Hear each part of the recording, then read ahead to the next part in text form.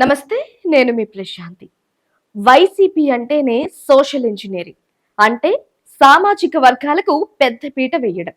సమాజంలో ఎక్కువ సంఖ్యలో ఉన్న కులాలకు చెందిన వారిని వెతికి మరీ తీసుకువచ్చి వారికి అధికార పగ్గాలు అప్పగించడం.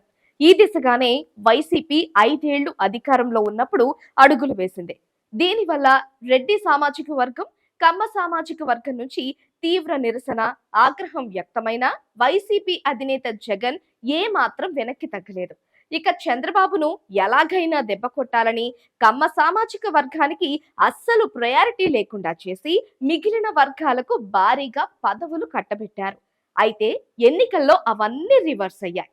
ఈ క్రమంలోనే జగన్ ఇప్పుడు సోషల్ ఇంజనీరింగ్ కు రామ్ రామ్ చెప్పేశారని పార్టీలోనే టాక్ నడుస్తోంది. మరి జగన్ ఎందుకు సోషల్ ఇంజనీరింగ్ కు గుడ్ బై చెప్పబోతున్నారు? ఆ స్టోరీ ఏంటో చూద్దాం.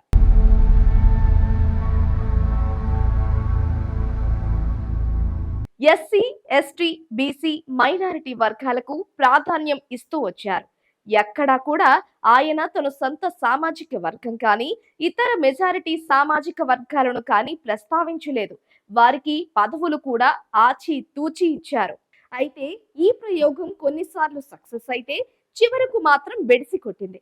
కారణాలు ఏవైనా కూడా జగన్ కు ఆయా వర్గాలు దన్నుగా అయితే నిలబడలేదు. దీనిపై వైసీపీనే కాదు, ఇతర పార్టీలు కూడా ఆశ్చర్యం, విస్మయం వ్యక్తం చేసిన విషయం తెలిసిందే. జగన్ ఎన్నికల ప్రచారంలోనూ కూడా పదే పదే నా బీసీ, నా ఎస్సీ, నా ఎస్టీ, నా మైనారిటీ సోదరులు అని చెప్తూ వచ్చేవారు. ఇక అగ్రకులాల ప్రస్తావన వచ్చేదే కాదు. అయితే జగన్ చేసిన ఈ సోషల్ ఇంజనీరింగ్ ప్రయోగం పూర్తిగా వికటించింది. ఇక ఇప్పుడు ఏం చెయ్యాలి అన్న విషయంపై జగన్ చాలా పక్కా వ్యూహంతోనే ముందుకు సాగుతున్నట్లు తెలుస్తోంది.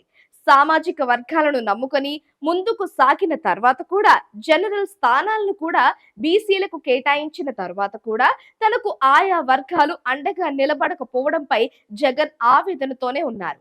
ఈ నేపథ్యంలో ఇప్పుడు వ్యక్తుల కేంద్రంగా ఆయన రాజకీయాలు చేస్తున్నారు.